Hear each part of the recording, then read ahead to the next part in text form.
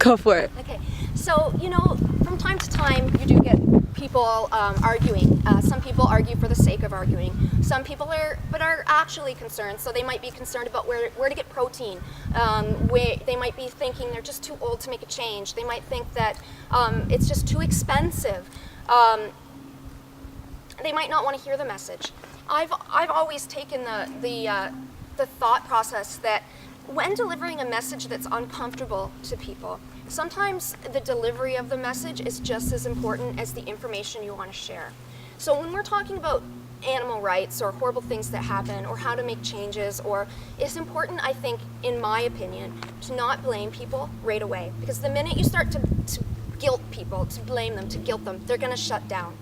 The minute you hit them with too many statistics, you're going to shut down. And the minute you show them information that is just too hard to see, they're going to shut down. And that's human nature. I think we've all done it in some way in our life. So I think it's really important to deliver information clearly with good sources. You want to make sure you're giving them the right information and look at it more like you're trying to help them to come to the answers themselves. And that's really what I try to do with our sanctuary and with the outreach that we do, is to help answer people's questions with respect, even though inside I might feel very frustrated that they are not at the place I am. I strongly believe we all have a journey, and yes, I know that animals are suffering in the background and all of this is happening, but if we don't approach the subject properly, then we're going to have a whole bunch of people who continue to put their head in the sand and who just won't hear the message because the message is too hard to hear. So I think the delivery of the message and the information is vital. He knows. He's like, I can't have that. I want it. Yeah, very smart. I guess you already kind of touched on this one a little bit with talking about like the farm down the road, but a lot of people, I find arguments are around here, especially like maybe your uncle's a farmer or your friend grew up on a cattle farm, and they always say, what are you talking about? Like, we treat our animals so well, it's just a few bad apples that are ruining it for everybody. So what kind of do you think about that concept, or what would you say to that? Well, I'll tell you that pretty much every single one of the animals that we have here came from a farm down the road, okay? So very important for you to know that.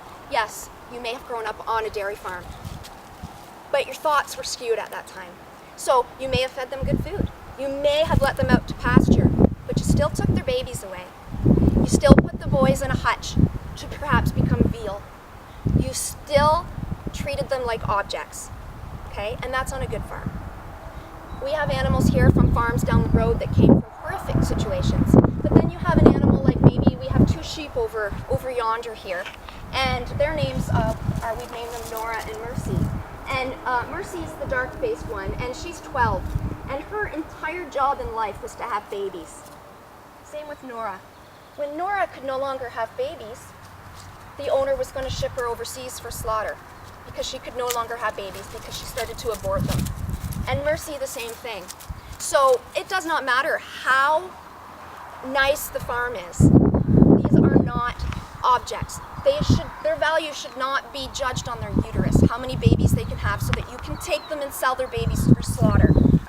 Thomas, our farm pig that we have here, like I said, was kept in horrific situation.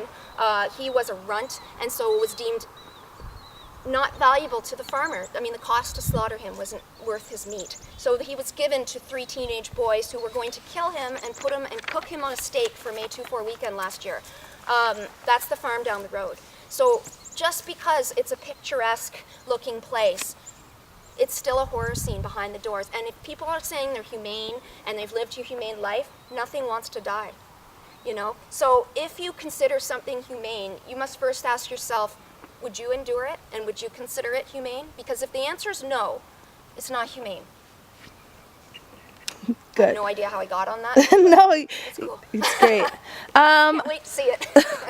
So is there a certain age group that you find more receptive to change? Absolutely. So basically I'm a trained humane educator, and I think youth, kids are our future, okay? So people my age, I'm 40, people my age may or may not be willing to change. Like I said, they've been brought up with, you know, the carnism, as mentioned before, the invisible belief system that some animals are companion animals and some animals are meat animals. I think kids have a huge capacity for compassion, for empathy. We just need to make sure they don't lose it. So we take that away from them as a society, and if we can help those kids hold on to it and then become voices for the future, that right there is going to make, I just gave myself goosebumps, because that right there, that's the answer. Hitting kids when they're young, when their minds are open, their hearts are full, they have not been desensitized to cruelty. That there is, they see things in black and white often. Of course, they see all the colors in between, and they know that killing something's wrong.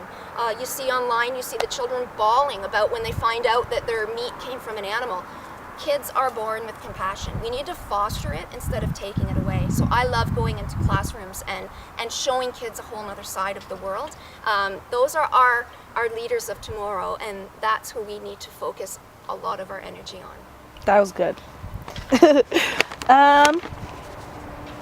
So you do this well with your every animal has a story, but one constraint to representing animal welfare is that animals don't have, like, they can't talk. So what kind of tactics do you use to get past that lack of language? Okay, so, you know, I spend a lot of my times on the barn, and there's no other humans around. So we don't really need language around here. I can see what they need. But that aside, we know nobody wants to be mistreated. We know every living thing wants to be treated with love and respect. Every sentient living thing, I should say. It's basic. They don't need words. It's something like, 85% of all communication's nonverbal. So I don't need to speak pig. I don't need to speak sheep, although I try. I oink and I certainly baa at them for fun. I don't need to do that because I know it's basic. You can just watch their body. When they need something, they tell me. It's very simple. But as a society, we don't need to be able to understand their language.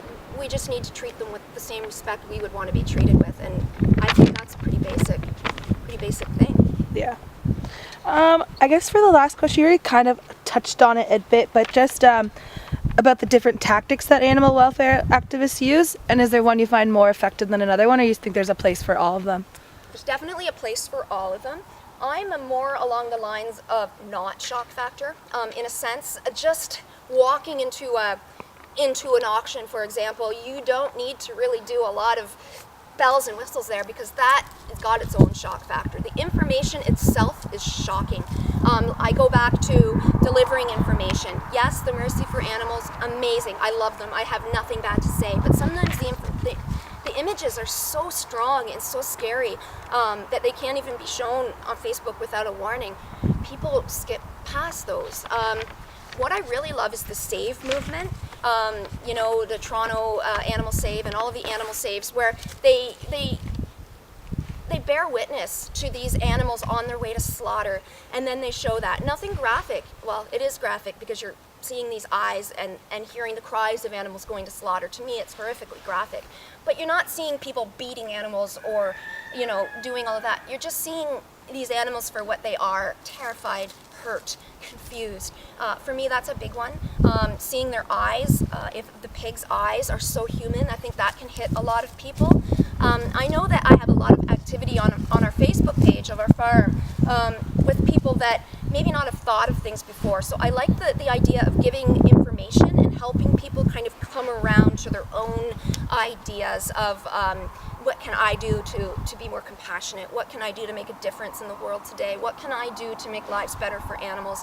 And I can tell you that a lot of people have messaged me and said, you know, you helped me go from vegetarianism to veganism, or, you know, you've helped me think about a lot of things, or I'll never eat pigs again. And although I want them to say I'll never eat any animals again, if they're going to take pigs off their plate, that's a heck of a lot better than not taking anything off their plate. So I do believe there's a place for all of it, because all of us are different.